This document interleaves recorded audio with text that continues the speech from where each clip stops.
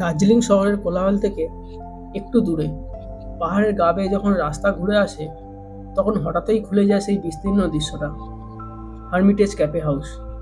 আর এই ক্যাফে হাউসটা পেরিয়ে যে ভিউ পয়েন্টটা আসে, সেটা যেন দার্জিলিংয়ের এক নিঃশব্দ বারান্দা, যেখান থেকে আকাশ আর পাহাড় মিলে একাকার হয়ে যায়।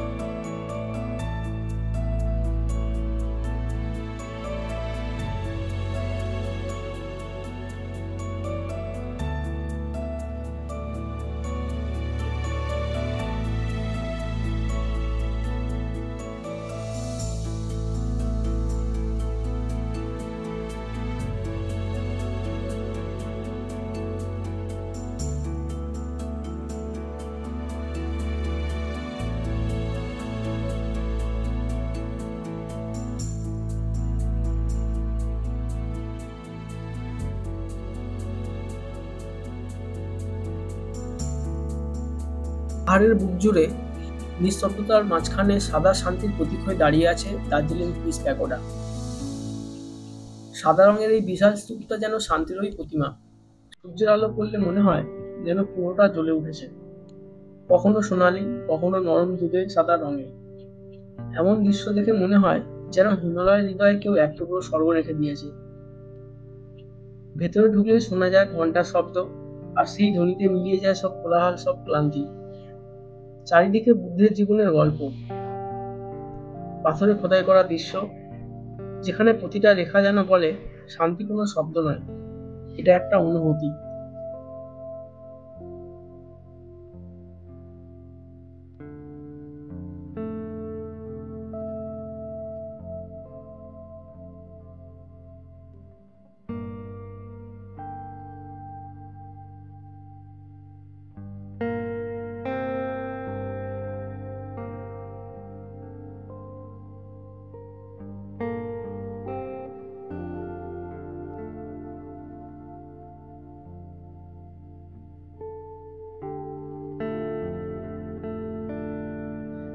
যখন প্যাগোডার চারপাশে ধীরে ধীরে হাঁটা হয়, আর মনে হয় সব ঝামেলা, সব দুঃখ, সব তর্ক এখান থেকে অনেক দূরে কোনো পৃথিবীতে রয়ে গেছে। শুধু পাহাড় আর সেই চুপচাপ সাদা স্থবির সৌন্দর্য। এমন এক মুহূর্ত বোঝা যায় পিস পাওয়ার নামটা ঠিক কতটা সত্যি। এটা শান্তির এক অনন্ত প্রার্থনা। এই জায়গায় এসে বোঝা যায় শান্তি মানে শব্দের অনুপস্থিতি নয়, বরং নিজের ভিতরে নীরবতার সঙ্গে মিলে যাওয়া।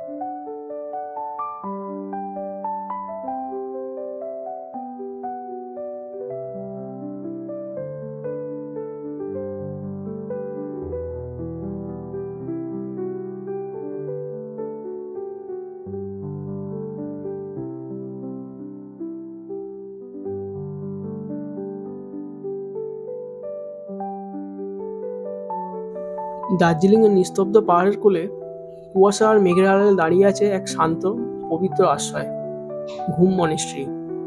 প্রায় 100 বছরেরও বেশি পুরনো এই মঠ দার্জিলিংয়ের আকাশ ছোঁয়া ইতিহাসের সাক্ষী। শান্ত হাওয়া, প্রার্থনার পতাকা আর দূর থেকে ভেসে আসা ঘণ্টার ধ্বনি।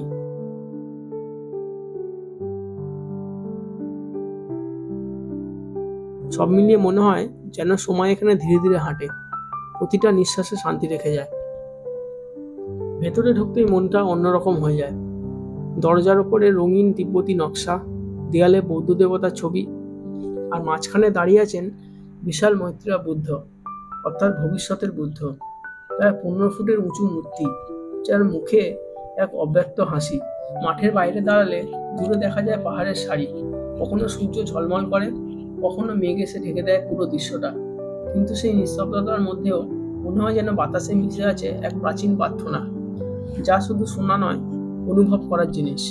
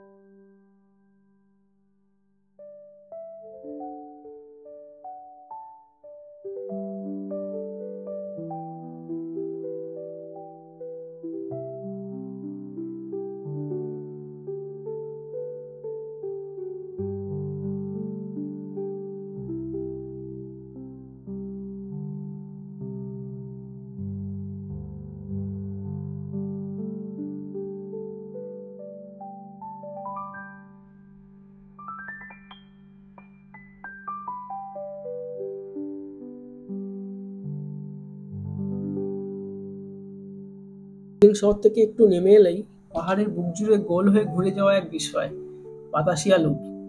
এই জায়গাটা শুধু সুন্দর নয়, এটা দার্জিলিং ইতিহাসের এক গর্বের অধ্যায়। 1919 সালে ব্রিটিশরা তৈরি করেছিলেন এই রেলপথ, যাতে পাহাড়ের খাড়া ঢাল পেরিয়ে টয় ট্রেন সহজে ঘুরে যেতে পারে। এমন এক প্রকৌশল বিস্ময়, যেখানে রেল লাইনটা নিজের চারপাশেই পাক খেয়ে ওপরে ওঠে, যেন পাহাড়ের বুকে কেউ এক মায়াবী বৃত্ত এঁকে দিয়েছে।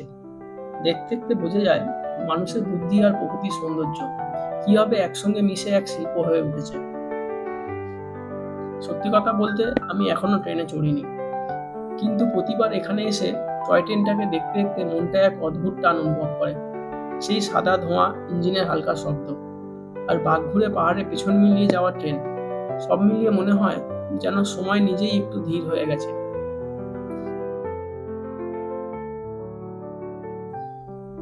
একদিন হয়তো সত্যি উঠবো আমি সেই ট্রেনে, পাহাড়ের বুকে সেই লুপ পেরিয়ে দার্জিলিং শহরটাকে অন্য দৃষ্টিতে দেখব।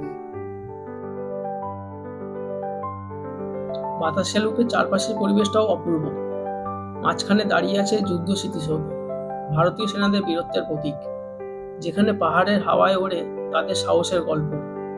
চারপাশে রঙিন ফুলের বাগান আর উপরে মেঘে ঢাকা আকাশ, মনে হয় শান্তি আর সম্মান একসঙ্গে মিশে গেছে এই জায়গায়। আর যখন সূর্যের আলো ঢালে পড়ে, পুরো বাতাসে লুপটা যেন ঝলমল করে ওঠে, রেল লাইনগুলো সোনালি হয়ে যায়, মেঘের ফাঁক দিয়ে আলো এসে পাহাড়ের গায়ে আঁকে এক স্বপ্নের ছবি।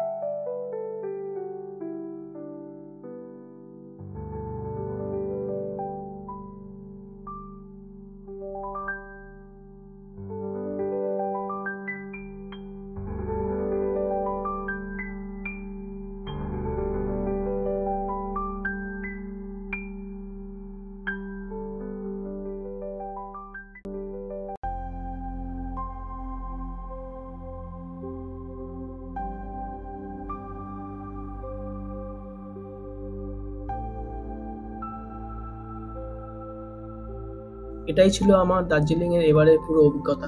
ঘুরে বেড়ালাম পাহাড়ের প্রতিটি কোণে, অনুভব করলাম প্রকৃতির ছোঁয়া আর শহরের কলোনিয়াল ইতিহাসের মিশ্রণ। এবার ঘরে ফেরার পালা, কিন্তু মনে আছে কিছু সুন্দর অপেক্ষা করছে আমাদের জন্য। জানি না আবার কখন আসতে পারবো। আজকের মতোই সঙ্গে নিয়ে এলাম অসংখ্য স্মৃতি আর আলোর জাদুকরী গল্প।